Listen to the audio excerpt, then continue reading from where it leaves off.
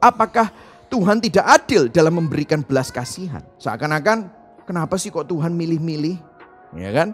Kenapa sih Tuhan gak mau Ismail sama Ishak, Yakub sama Esau, dipilih semua aja? Nah, mari kita coba tinjau sama-sama definisi belas kasihan. Nah, Paulus menjelaskan yang namanya belas kasihan itu tidak ada muatan obligasi atau kewajiban. Misalnya ya, kalau ada orang yang di pinggir jalan mengemis minta-minta. Kalau saudara lewat, saudara bisa memberi belas kasihan. Tetapi apakah orang itu bisa protes kalau saudara tidak memberikan sedekah kepada dia? Tidak bisa.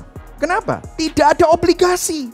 Itu semua sukarela. Tidak ada kewajiban untuk melakukan itu. Of course, namanya belas kasihan, kita memang disuruh untuk melakukan belas kasihan karena Tuhan sudah berbelas kasihan kepada kita yang diselamatkan. Bahkan secara ontologi, definisi belas kasihan adalah memberikan sesuatu yang tidak pantas untuk diberikan kepada kita. Artinya gini, kalau saudara menerima belas kasihan, kita menerima sesuatu yang kita tidak pantas terima. Kalau Anda dan saya pantas mendapatkannya, maka itu bukan lagi belas kasihan. Itu dikatakan keadilan, justice. Nah, kalau kita ngomongin keadilan, kita semua orang berdosa semestinya menerima apa? Menerima hukuman murka Allah, kutuk dosa.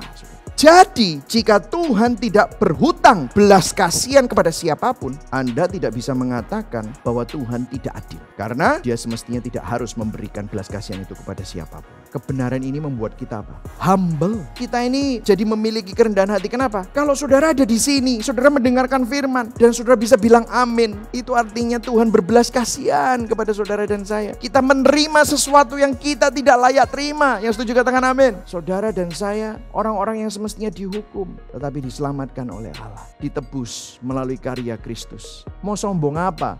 Yang kita bisa sombongkan loh cuma dosa. Ini membuat saudara ingin worship, menghidupi anugerah Tuhan. Saudara, waktu kita dengar kata-kata worship, seringkali kita pikirnya kita angkat tangan, memuji Tuhan di dalam gereja, nyanyi-nyanyi. Ya, itu worship, bentuk worship. Tetapi worship yang sesungguhnya itu menghidupi anugerah Tuhan dalam kehidupan kita sehari-hari. Saudara sadar bahwa hidupmu itu untuk kemuliaan Tuhan, sehingga saudara mau memuliakan Tuhan, menyembah Tuhan dengan apapun yang saudara miliki, dengan waktu saudara, dengan sumber daya yang saudara miliki, harta saudara, energi saudara. Begitu banyak orang yang meninggal akhir-akhir ini, hidup begitu pendek. Apa yang akan kita lakukan dalam waktu yang singkat? Ialah kita worship, dan kemudian kita punya apa? Hope, pengharapan di dalam Injil. Kalau saudara dan saya bisa memberikan hadiah yang terbesar untuk orang-orang yang kita kasihi, doakan mereka supaya mereka bertobat dan menerima keselamatan. Saudara, firman Tuhan itu berbicara bahwa domba-dombaku mendengar suaraku. Yesus berkata begitu. Artinya kalau kita mengumandangkan suara sang gembala, kalau dia adalah domba, maka dia akan respon. Saudara, kalau hari ini saudara punya kesempatan untuk memberitakan Injil, beritakan Injil. Masalah orang tersebut respon atau tidak, biarlah Tuhan membuka hati orang tersebut. Kalau hari ini saudara mendengar khotbah ini, Anda belum percaya Kristus, Anda belum pernah membuka hatimu, hari ini kalau sudah tergugah, Tuhan sedang membuka hati saudara. Tuhan memilih saudara. Tuhan mau menyelamatkan saudara. Biarlah di waktu-waktu ini, Roma 9 ini menjadi kekuatan bagi kita. Bahwa rencana Tuhan tidak pernah gagal. Dia yang menyelamatkan, dia juga yang akan menopang, dia juga yang akan mendampingi saudara. Dan dia juga yang akan memastikan bahwa rencana Tuhan dalam hidup saudara tidak akan gagal.